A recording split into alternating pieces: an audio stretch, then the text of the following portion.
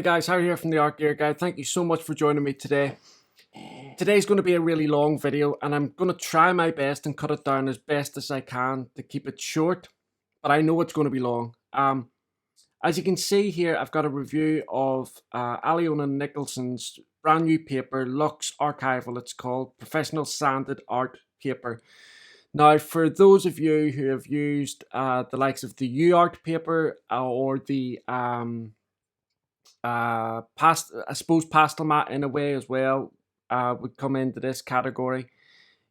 You will probably be able to understand some of the things I'm going to say a little bit better. For those of you that have never used this type of paper, this will be a really good video for you in terms of showing you what this paper is capable of, all the different pros and stuff like that and cons that go with this type of paper.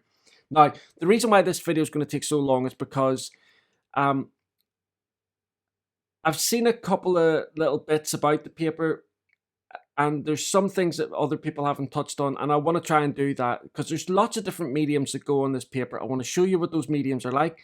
Some of the mediums that I'm going to show you, I will have better images of over on the written review over in the Art Gear Guide.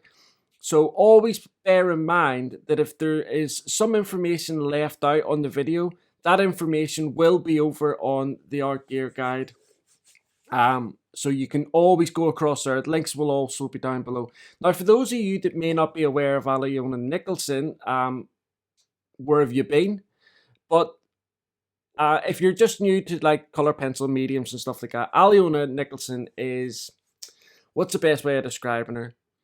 Well, she's a wonderful person first and foremost. Second of all, in terms of her contribution to the color pencil world, she's kind of like somebody from Harry Potter. She's come out now with two products that are just revolutionary whenever you're talking about colored pencils. The first one being the brush and pencil kit, okay, and that came in two little pots like this. This one here, which is a powder blender. The other one, which is like to get your whites highlight. It's like a powder, but it mixed down to paste. All archival. And there's also two spray cans in there. One's like a text. It's a spray to get the tooth of the paper back when you're putting lots of layers down so that you can keep layering up on top of that. I forget the name of it right now, but again, it'll all be written in full over on the Art Gear Guide. And the other spray is like your final spray to keep all your work safe and protected on the paper. Now that comes in a kit, and that was, when that first came out, a lot of color pencil artists were absolutely loved it. But it did require you to use, well, to get the best results from that, you had to use more like an oily type pencil, oil-based pencils, something like the Faber-Castell Polychromos. And also, you needed to use it to get the best results again on a sanded type paper, so like pastel mat or the UArt type paper. Now, obviously, Aliona has come out with her own paper rather than people having to go off and get source other party materials. It's all provided for you now. So as a color pencil artist, you buy the brush and pencil kit, the paper, you're good to go. You're going to be able to achieve practically any art that you would like to achieve with your color pencils. So more about the paper. So it's 140 pound, 300 GSM. It's 100% cotton.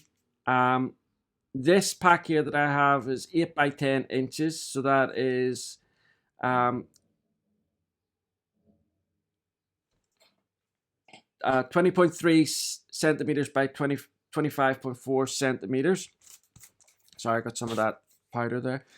And on the actual blurb here on the front, it says an excellent support for all dry mediums such as color pencil, pastel, graphite, charcoal, etc., as well as various liquid mediums. Now I'll be coming on to that in a second.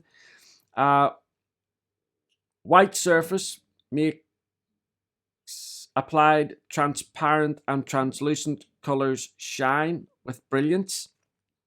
Archival and is compliant with ISO 11108, will not yellow, darken, or deteriorate in any way, and will last 100 years plus. So for those of you that are going to be doing commissions, that type of thing, obviously if you're the type of color pencil artist that is going to be doing commissions, you're going to be looking for the really highly light fast pencils. Now, if you've watched my channel, you will know that I cover a wide range of pencils when I'm doing my reviews, from non-light fast to light fast, because they all fit in one way or another. But if you are going to be doing commissions, light fast pencils are the only way to go. And obviously as well, there are other archival type papers, but it's really important to note that this is archival paper as well. A lot of people ask me what's the significance or what's the importance of light fast pencils, that type of thing, or whenever you're doing commissions.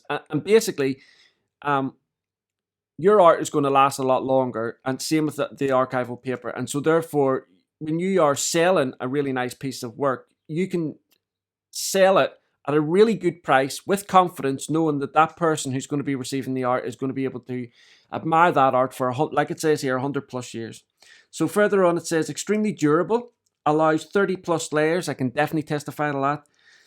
Of dry art medium, multiple corrections, erasures, and reworkings without damage to the paper. And again, I'll be showing you that in a second, because one thing when I first started using like sanded type papers, that erasing and stuff like that was going to be difficult, and it is on certain ones, but we'll take a look at it on this. Sanded surface is even and consistent without any visible patterns. You can also use water, alcohol, and odorless mineral spirits, resistant, which allows application of dry and liquid mediums without buckling the paper. Again, a really important piece of information, because a lot of color pencil artists use odorless mineral spirits. I don't particularly use them, but I know a lot of color pencil artists do, and so therefore Aliona has taken all of that into consideration when coming up with this paper. Okay, so I will get a full sheet out here, but I've got cut-offs for some of the testing that I'm going to be doing. But I'll just show you this first of all. So it's kind of like an eggshell white. It's like an off-white color, which I think is perfect. I don't have a problem with it at all. You can hear the thickness. I will have an image, if I can get a good image of it, over on the Art Gear Guide. But you can see there, it's a really nice thickness. Very, very sturdy indeed. Now, if you've used UArt paper before, sorry, just let me put a bit of color on here, because the camera's going to keep looking for color. If you've used UArt paper or pastel mat in the past, it's a very, very rough textured surface. Even the UArt 800, which is the finest, the finer grain, there's something about this paper. It's more like, this is going to sound bizarre, but this is the best way that I can describe it. It's kind of like a coarse velvet. Now, I've never used velour paper, which is like a pastel paper, but I've always kind of like thought of that as like a velvety type surface. So I would say that this is like that velvety type surface, because it's so smooth, and like it says, it's so consistent. There's no blemishes or anything like that on the paper. There's no watermarks or anything. But it's such, the first thing that I thought of when I got the paper out and before I started using it, when you're using sanded paper or pastel mat, it is difficult to get detail. Really difficult, actually, because of the nature of the surface. When I started using this, as soon as I felt this paper, I thought to myself, well, this already is a plus, because you're going to be able to get much more detail than you can on the other papers. And I'm not knocking the other papers, I'm just stating a fact about the differences. I did do my own art on the paper. I did this botanical piece. You'll see an image of it coming up. I also have a speed drawing of this as well, so you can go across, take a look at the speed drawing if you like. I really enjoyed I really enjoyed doing this drawing on this paper, and the pencils that I use, again, all the details of that will be over on the art gear guide because and on the speed drawing, because I really do, I've got to press on and get this done.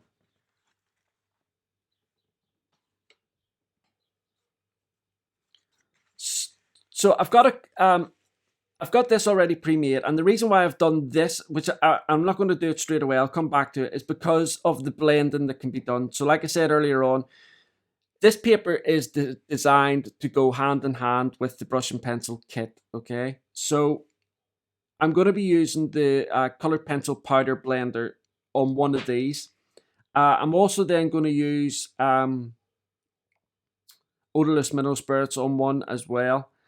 On the other, I'm going to use just the pencils to blend because that's how I do it. So you're just using the pencils to come in and blend. And then on the other one, I'm going to use a white pencil. Now, a lot of color pencil artists will use like a lighter tone pencil to go back over everything and blend it with it.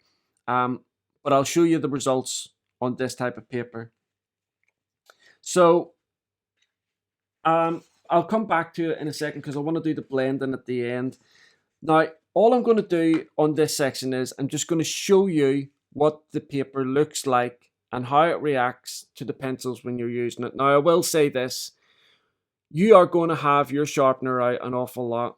You will sharpen your pencil quite significantly, and you will find that your pencil goes down quite a bit as well, which is the reason why I think that they say more to go with oil-based pencils like the Faber-Castell Polychromos because it has a harder core. But I found in doing my testing that there are other pencils which aren't oil-based that work beautifully on this, and actually some of you might be quite surprised. So I've got some Faber-Castell Polychromos I'm going to do first, okay? I'm not going to do like a blending or anything like that. I'm just going to do some light layers. Now the thing that I found really, really daunting whenever I first started using this is how light of a hand, if you're going to be doing layers and stuff like that, how light of a hand you have to use because the pigment practically, I mean, it practically jumps off the pencil. I mean, like I am holding the pencil right at the very end here and you're hardly touching the paper. So when you're doing like shadow areas and things like that, you do have to be mindful of that because in the past when you know doing that type of thing where you're doing like a gradient of a shadow on whatever paper you use, watercolor paper or vellum, Bristol Smooth, whatever it is, you can afford to put a little bit of pressure on it, obviously being light and gentle and stuff like that. But with this, you've got to be really super gentle. Now you can see there with the pigment on the paper what the surface is like. So it's not really, like I say, like sandpaper. It has that really soft feel to it, and I know it sounds daft. I can't find the words really to describe this other than velvet sandpaper, really. I'm going to put a heavy application down here so that you can see. So if you take a look at the pencil there, it's quite well sharpened. So I'm just going to do a small area of heavy application, which obviously as a color pencil artist you're not really likely to do.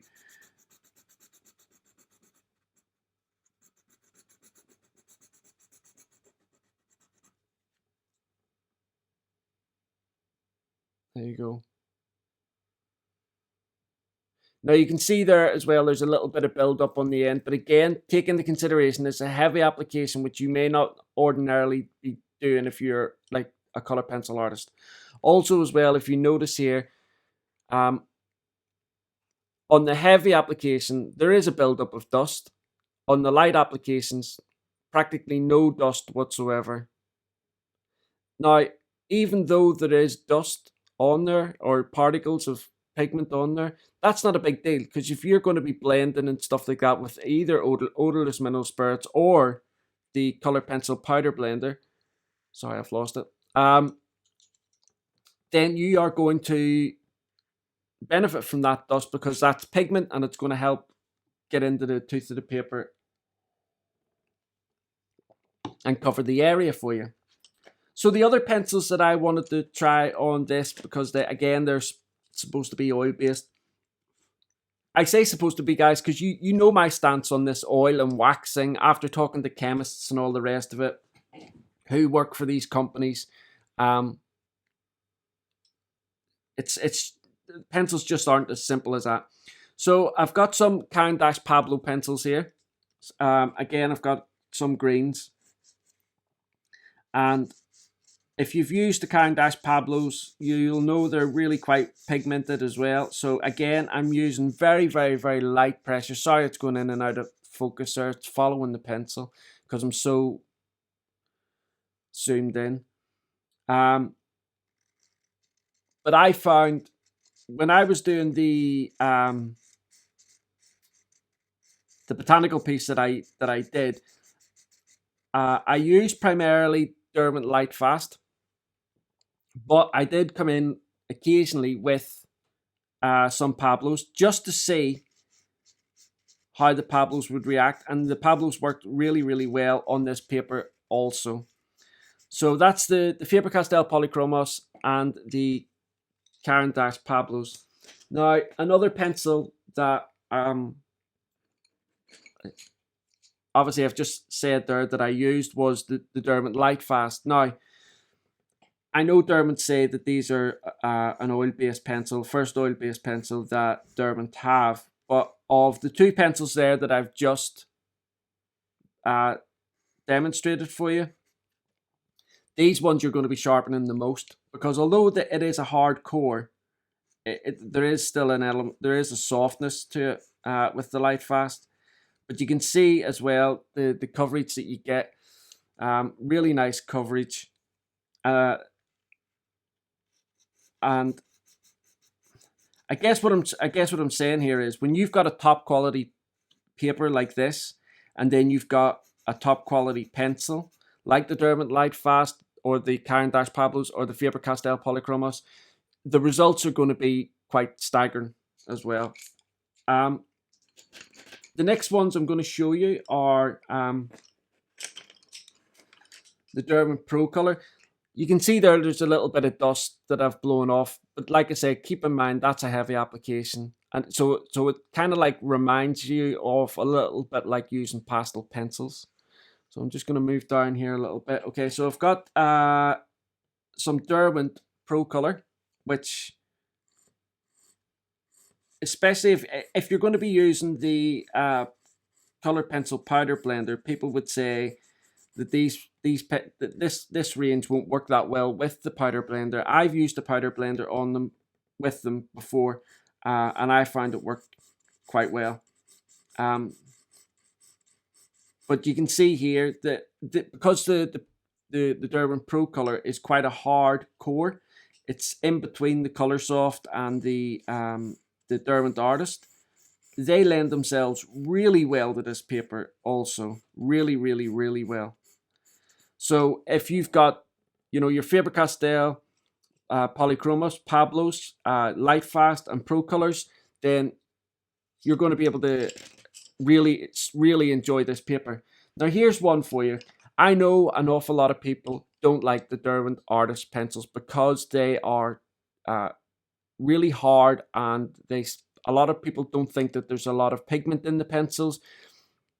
But these pencils were designed really for layering. And I personally, so I'll just let you know now, I personally love the Derwent Lightfast, and I use them on all sorts of different types of paper.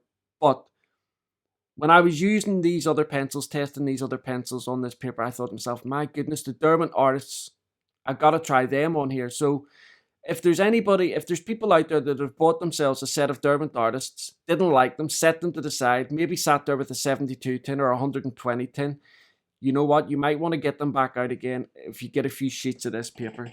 So you can clearly see there that for a pencil that is supposed to not have an awful lot of pigment, this this paper helps draw that pigment out. Now I'm going to do a heavy application here of the Derwent Artist. This is like a May green.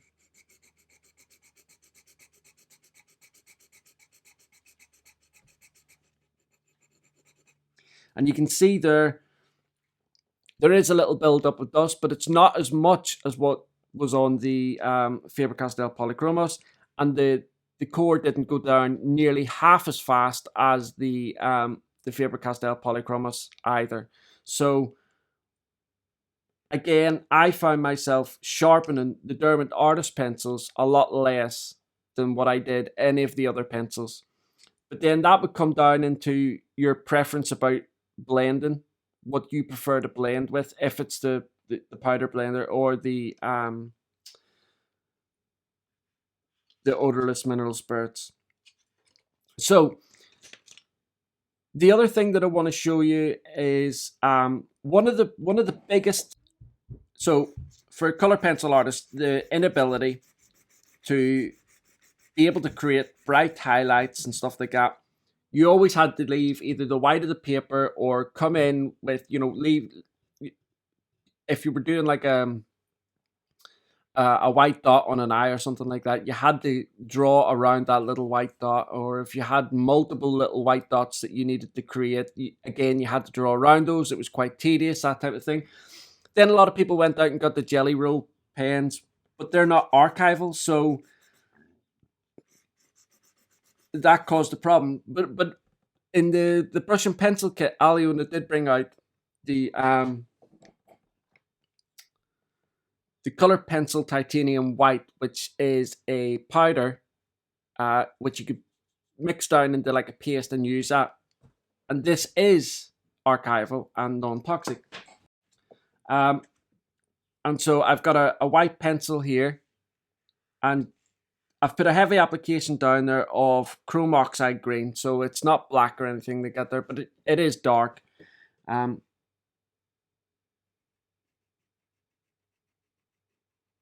you can see there that you can go back in. Now, obviously, you are going to have to clean your pencil off as you're doing this.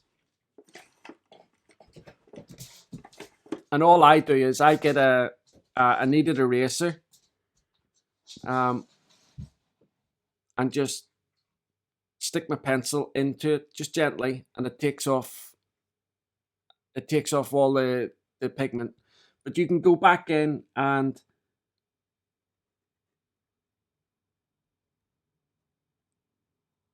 create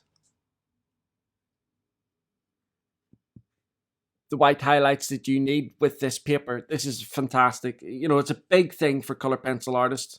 Creating those highlights is always has been a pain. Okay, so the other test is erasability. Now, this was something I always thought that with sanded paper you're not going to be able to do. Now, you're not going to be able to lift off a lot of pigment on something like this if you're going to have real heavy applications, but you wouldn't be able to lift that off on any paper. Certainly not like right back to the paper. So I've just put down a light layer on this paper. I'm going to use a kneaded eraser, and also I will use just an ordinary proper eraser, whatever you call it. I don't know what it's called. So I've just shaped that into like a blade. So I'll try and do a line down here.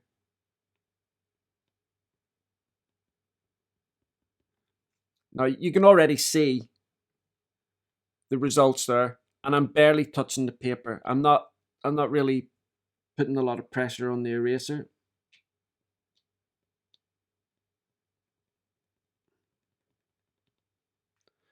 And there you go.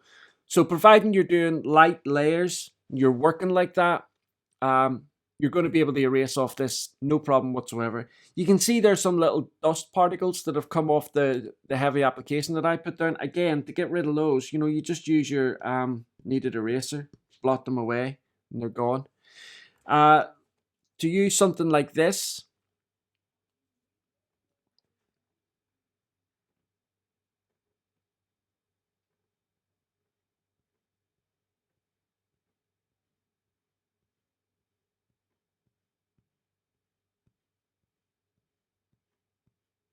So you can see there, the paper is hanging on to the eraser fragments, and it is creating a little bit of a mess.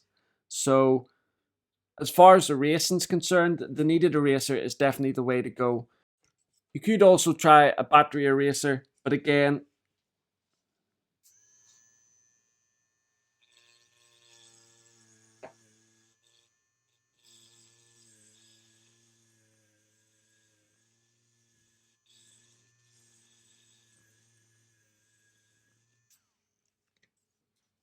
okay, just let me blow these particles away.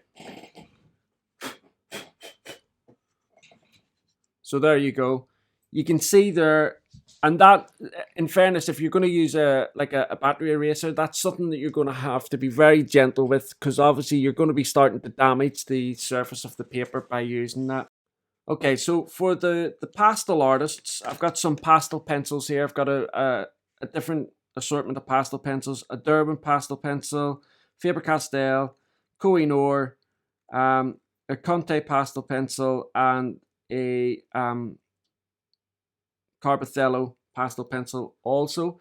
I do have my Caran d'Ache pastel pencils, but they're out of the way at the minute, and I can't just grab hold of them. I need Vicky here to be able to bend down and lift them for me. And I've also got some pastel blocks. So you can see here, I've got a really soft unison pastel, and I've got the harder Faber-Castell. I think it's they're like their polychromos range, in the little hard squares. So I'm just going to show you how this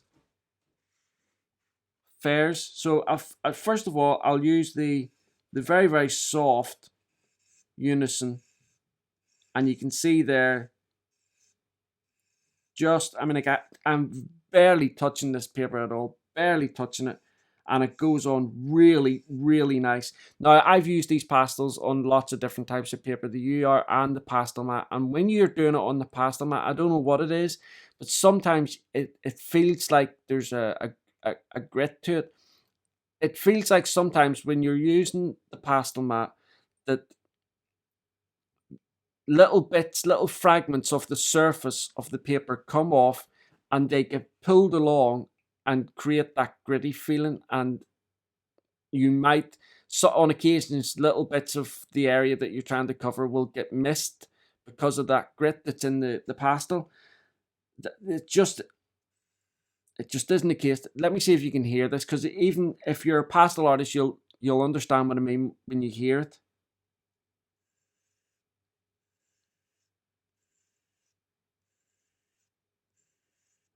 I know that sounds weird asking somebody to listen to that, but hopefully you'll understand what I mean.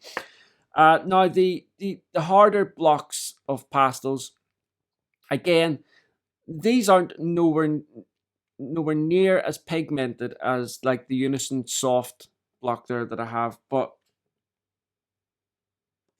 I'll put a,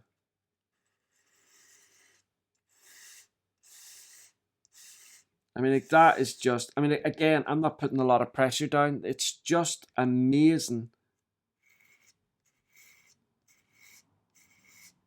And the thing is, the paper holds it. It's not, listen, I don't want to put down the other papers that I'm talking about here, because the other papers have excellent qualities, excellent properties, and are fantastic papers. But this paper, it just seems to grab hold of the pigment and just never, unless you're going to be using an eraser, it just doesn't let it go. So I'm going to try some of the pastel pencils here. So we'll start off with the Faber-Castell. There's no pigment name on this, but again, I'm just going to put down a few light strokes, and then I'll do like a slightly heavier application.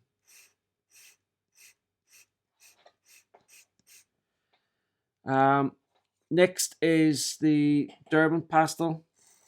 Some light strokes. Don't forget, I will have images of all of this over on the Art Gear Guide, and I am going to blend this out in a second. The Koh-i-Noor. All of these pencils that I've used here, by the way, I do have individual reviews of, and I will have the links to the reviews underneath in the description. I will also have links to the brush and pencil kit review that I've done as well, and where you can buy that kit as well. As same with this paper also. I've got the Carbothello.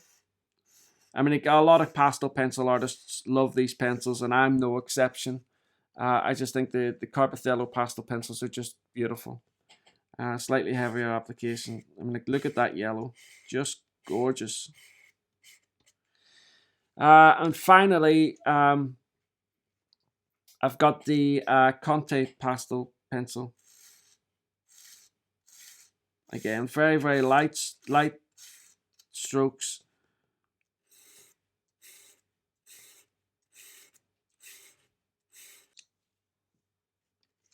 So I've got a paper stump here. A lot of people will want to know what the paper blender is like in terms of blending with pastel. So I'm going to try this on the Unison, and you can see there is no problems whatsoever. And because, as Irish as this sounds, and I know it sounds Irish,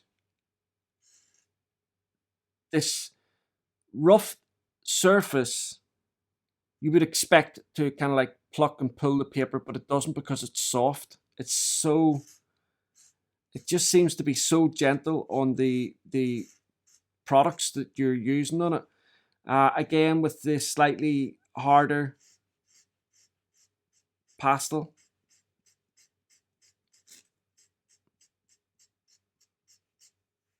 see, just blends in perfectly. And then with the pastel pencils, again,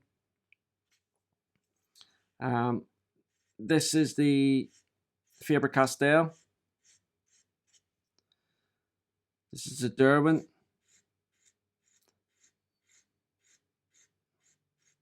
This is the Kohinoor.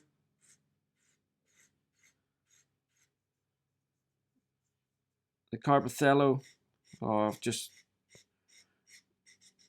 I'm running out of paper stumps. Sorry, guys. I've messed that up. And then finally the Conte.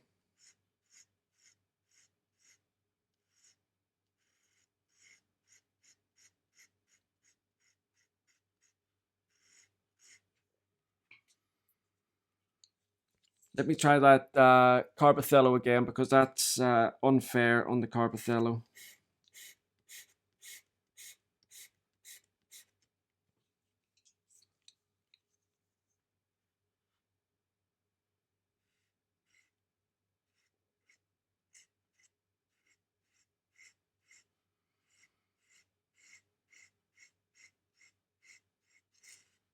So there you go. You can see there that with the pastel pencils works beautifully also. So there is actually advantages to using this paper with graphite as well. And I know you wouldn't think so, but there is. So I've got a couple of graphite pencils here. I'm just going to show you what they look like first of all on this paper. So this is an H, so it's quite a light grade of the graphite. This is a Derwent pencil. And again, I'm using a very, very, very light hand on this. This one is a 6, hang on. This one is a 9H. So lighter still.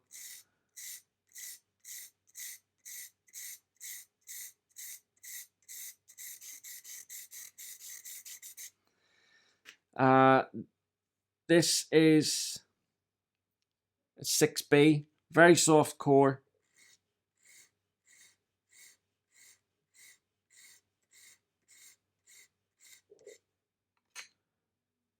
And this is a 6B as well, a Staedtler Mars Lumograph. Again, you can see how sharp the core is, and I'll just do a light application.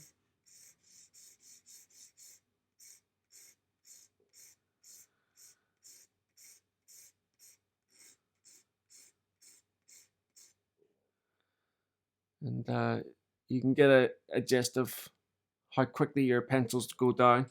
Now here's where the really good thing is about using graphite on this paper.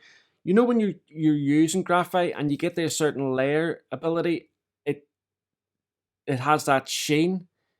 Well, this paper seems to kind of like it doesn't take it away completely when you've got lots of layers on, but it does dull it down a little bit.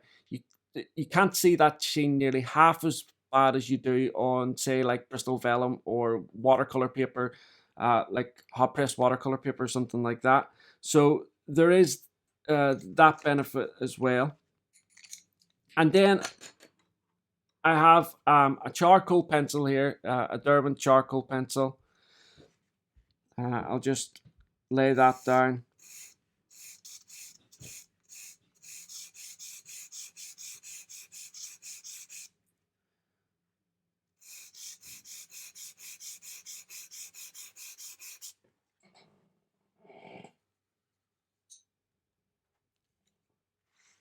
I've got one of the little spongy pads that you would use on pastel pencils. So I'll just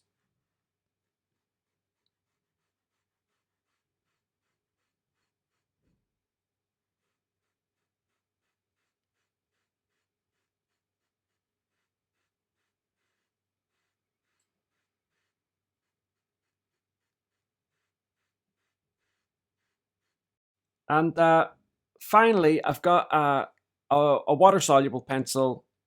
So I'm just going to show you how the paper reacts to putting some water soluble pencil down. I'm not going to use proper watercolors or anything like that and show you whether the paper buckles or it doesn't buckle. I can tell you now it doesn't. It is really, really nice paper, really sturdy, as it says on the package. But I'll put some ink tints down.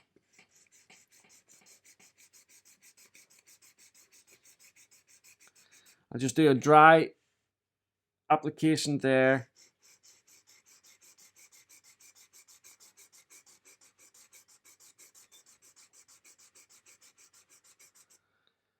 And then this will be the application that gets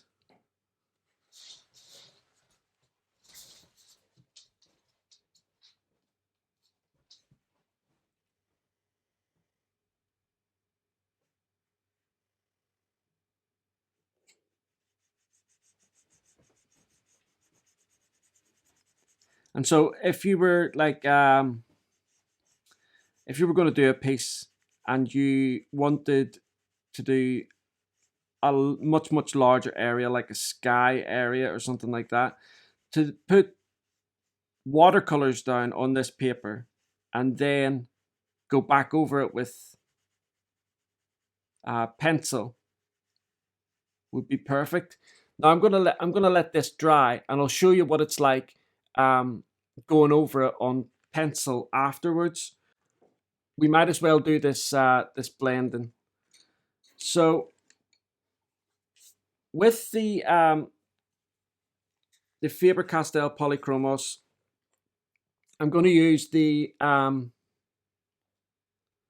brush and pencil kit, and I've lost my little applicator. I don't know. I was using it the other night with the botanical piece. So you put a very small bit on your applicator, and then just rub it in.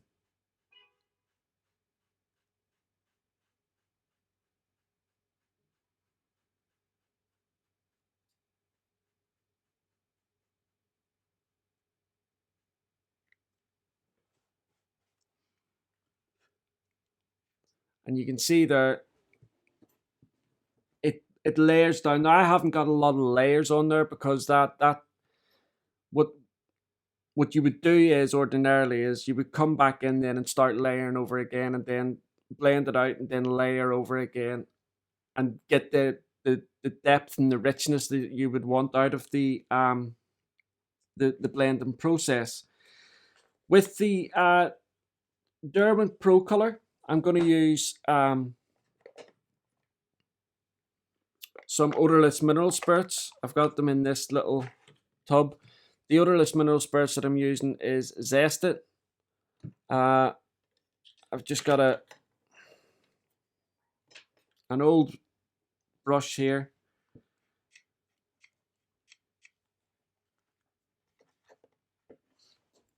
And I'll just blend away.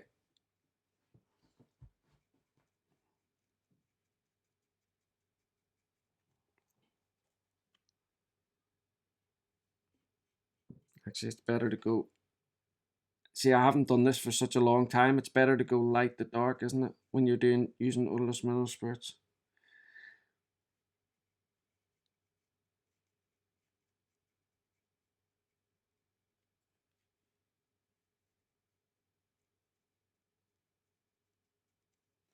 And there you have your odorless mineral spirits blend. And then, like I say, what you would do is you would come back in and you would go over.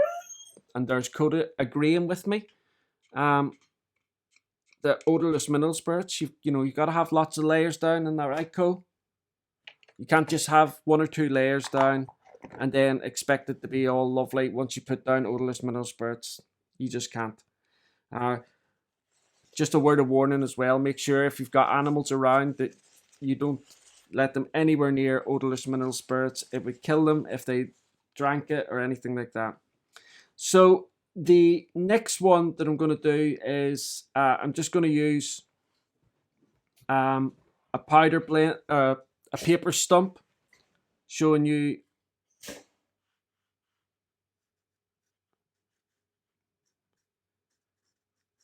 again how it blends out.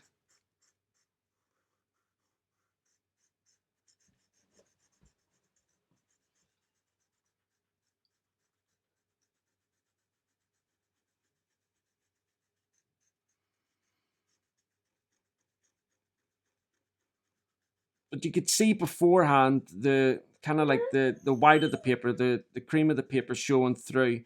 And obviously once you've blended it out, that doesn't exist. But I personally, whenever I'm blending, I would never use a paper stump blending colored pencil on say like a Bristol vellum or anything like that. But as you can see here, the paper stump works really, really nice. And again, you would go back in with your color. Now, I said I would do one with the white pencil because I know a lot of color pencil artists use a lighter tone to blend in again. But you wouldn't use a white pencil with this paper because of the obvious reasons, and that is that the white will just wash out the pigment because the paper itself wants to grab hold of that white pigment and leave it down, as I showed earlier on in the other tests. So you can see there that it didn't have much effect on the light yellow, but you can see there that it's got rid of all of that dark yellow, and it doesn't really it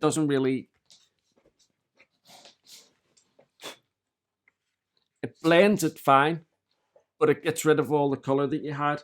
Now, in certain situations, you may want to do that. Certain situations, you might want to do it. But if that's not the look that you're looking for, then you wouldn't be able to use a white pencil when you're blending.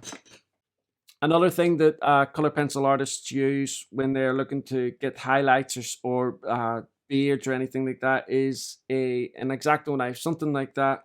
You can use it on this type of paper. I'll zoom in a second. Really, really well, and get the effects that you're after. And due to the sturdiness of this paper,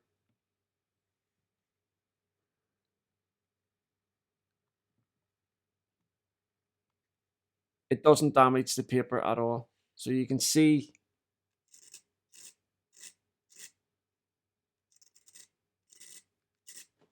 there, if you had an alien who came down with a beard, you'd be able to do that no problem here with his lovely green skin. and then just start knocking out the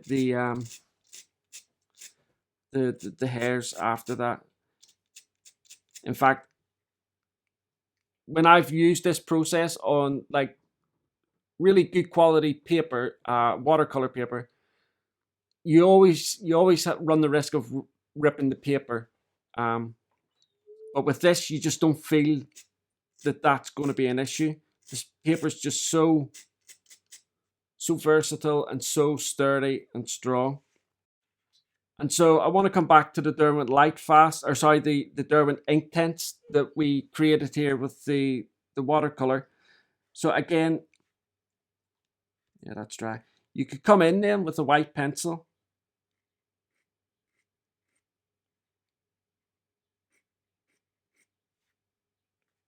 and still get your white lines.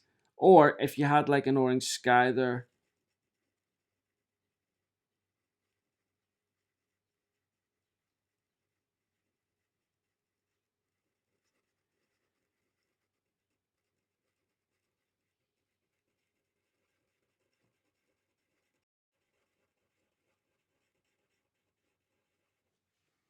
and there you have it. And the same goes for other colors, obviously, as well. So if you were to come back in with a darker, a green or something like that, or a red, and you're going to get that, you're going to retain your pigment of the pencil, which